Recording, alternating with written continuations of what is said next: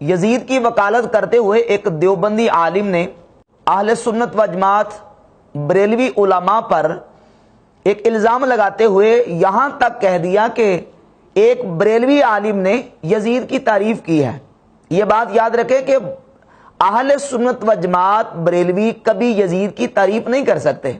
وہ کون سا بریلوی عالم ہے کہ جو بریلوی ہو کر یزید کی تعریف کرتا ہے؟ اہل سنت و جماعت بریلوی مکتبہ فکر سے تعلق رکھنے والا کبھی یزید کی حمایت میں ایک لفظ بھی نہیں بول سکتا۔ کیوں؟ اس لیے کہ ہمارے امام اہل سنت اشاع امام احمد رضا خان محدث بریلی رحمت اللہ تعالی علیہ نے یزید کے بارے میں جو موقف ہے وہ واضح دو ٹوک انداز میں اپنی کتب میں تحریر فرما دیا ہے۔ فتاوی رضویہ کی آپ جلد نمبر 15 اٹھا کے دیکھ لیں۔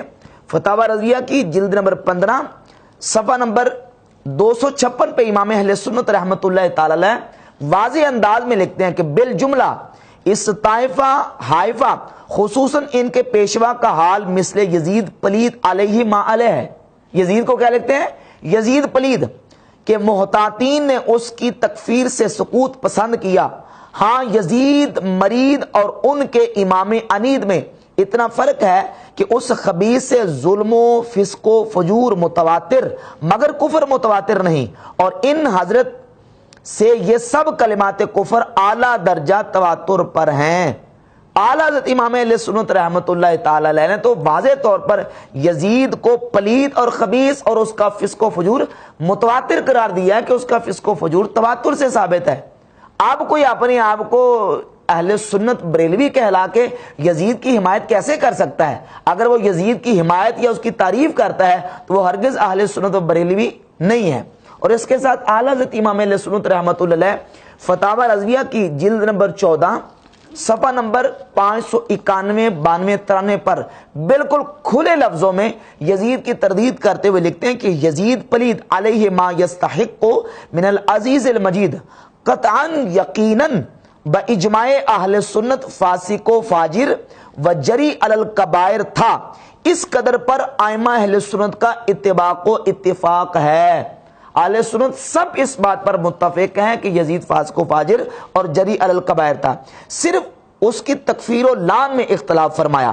اور آگے امام اہل سنت رحمۃ اللہ نے فرمایا کہ شک نہیں کہ یزید نے والی ملک ہو کر زمین میں فساد پھیلایا، حرمین طیبین و خود کعبہ معظمہ و روضہ طیبہ کی سخت بے حرمتیاں کی، مسجد کریم میں گھوڑے باندھے، ان کی لید اور پیشاب منبر اطہر پر پڑے، 3 دن مسجد نبی صلی اللہ تعالی علیہ وسلم بے اذان و نماز رہی، مکہ و مدینہ و حجاز میں ہزاروں صحابہ و تابعین بے گناہ شہید کیے، کعبہ معظمہ پر پتھر پھینکے۔ وہ ساری اس کی ظلم کی داستان بیان کرتے ہوئے امام اہل سنت رحمت اللہ تعالی علیہ 592 نمبر صفحہ پہ لکھتے ہیں، اور ہمارے امام اعظم رضی اللہ تعالی عنہ نے لعن و تکفیر سے احتیاطاً سکوت فرمایا کہ اس سے فسق و فجور متواتر ہیں، کفر متواتر نہیں، اور بحال احتمال نسبت کبیرہ بھی جائز نہیں، نہ کہ تکفیر۔ اور پھر امام اہل سنت رحمۃ اللہ علیہ لکھتے ہیں کہ مگر اس کے فسق و فجور سے انکار کرنا اور امام مظلوم پر الزام رکھنا ضروریات مذہب اہل سنت کے خلاف ہے، اور دلالت و بد مذہبی صاف ہے، بلکہ انصافاً یہ اس قلب سے متصور نہیں جس میں محبت سید عالم صلی اللہ تعالی علیہ وسلم کا شمع ہو۔ وَسَيَعْلَمُ الَّذِينَ ظَلَمُوا أَيَّ مُنْقَلِبٍ يَنْقَلِبُونَ۔ اور فرماتے ہیں کہ شک نہیں کہ اس کا قائل، یعنی یزید کی حمایت اور تعریف کرنے والا، اس کا قائل ناسبی مردود اور اہل سنت کا عدو و عنود ہے، ایسے گمراہ بد دین سے مسئلہ مصافحہ کی شکایت بے سود ہے۔ امام اہل سنت رحمۃ اللہ علیہ نے تو بالکل ان کا جو ہے نا وہ گمراہی اور بے دینی تشت بام کر کے واضح کر دیا کہ یزید کی حمایت کرنے والا اور یزید کی تعریف کرنے والا ہرگز اہل سنت کہلانے کا حقدار نہیں ہے۔ اب ایسے کسی بندے کو اہل سنت اور بریلوی کے کھاتے میں ڈالنا یہ بالکل زیادتی ہے۔ اہل سنت و جماعت بریلویوں کا بالکل واضح طور پر عقیدہ ہے کہ یزید اعلانیہ طور پہ فاسق و فاجر ہے، اور وہ کسی صورت میں جو ہے وہ تعریف کا حقدار نہیں ہے۔ اور پھر اسی دیوبندی عالم نے کہا کہ پہلے دیوبندی اور اہل حدیث صحابہ کرام کا دفاع کیا کرتے تھے، اور اب جو ہے وہ بریلوی علماء بھی میدان میں اتر آئے ہیں اور انہوں نے بھی صحابہ اکرام کا دفاع کرنا شروع کر دیا. حالانکہ یہ بات بھی ایک مغالطہ ہے. بحمد تعالیٰ جب تک تحریر کا میدان تھا، اہل سنت و جماعت بریلوی علماء نے تحریر کے میدان میں صحابہ اکرام علیہم الرضوان کے دفاع میں اور رد رافضیت میں جو کام کیا وہ کسی سے ڈکا چھپا نہیں ہے. اعلیٰ حضرت امام اہل سنت رحمۃ اللہ علیہ کی تحریرات اور آپ کی جو کتابیں پڑھ کے دیکھ لیں، رد الرفضہ اٹھا کر دیکھ لیں. امام اہل سنت رحمۃ اللہ تعالی علیہ نے رافضیت کا شدید رد عملی کیا ہے، اور اعلیٰ عظیم البرکت رحمۃ اللہ تعالی علیہ نے تو خود تفضیلیوں کے رد میں کتنی کتابیں لکھی ہیں. اور پھر امام اہل سنت رحمۃ اللہ علیہ کے ماننے والوں نے جو رافضیت کے رد میں اور دفاع صحابہ میں کام کیا، اس وقت ملک پاکستان میں اور ہندوستان میں، پاک و ہند میں سب سے زیادہ ضخیم کام جو رد رافضیت اور دفاع صحابہ میں کیا گیا وہ اللہ کے فضل و کرم سے اہل سنت و جماعت کا ہے. آپ مولانا شیخ الحدیث حاجی محمد علی نقشبندی رحمۃ اللہ کی کتابیں اٹھا کر دیکھ لیں، تحفہ جعفریہ، فقہ جعفریہ، اور اس کے علاوہ ان کی کتابیں جو ہے وہ عقائد جعفریہ، دشمنان امیر معاویہ.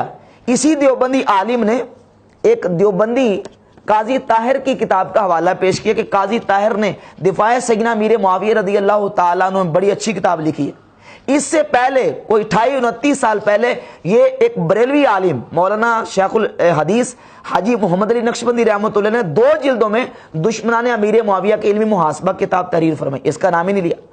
تو اللہ کے فضل و کرم سے تحریری طور پر ہو یا تقریری طور پر ہو، دفاع صحابہ اور رد رافضیت میں اللہ کے فضل و کرم سے اہل سنت و جماعت بریلوی علماء نے جو کام کیا ہے اس کی مثال جو ہے وہ اب دیگر مکاتب فکر میں پیش نہیں کر سکتے. اور باقی رہ گئی اس دوسرے دیوبندی عالم کی بات جس نے یزید کا دفاع کرتے ہوئے یزید کو حضرت اور رحمت اللہ کے لقب دینے کا استخارہ کیا ہوا ہے.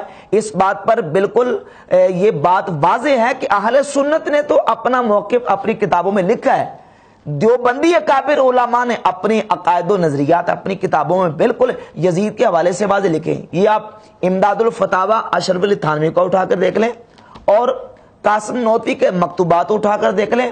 اور میں زیادہ حوالے نہیں، صرف ایک حوالہ پیش کر دیتا ہوں.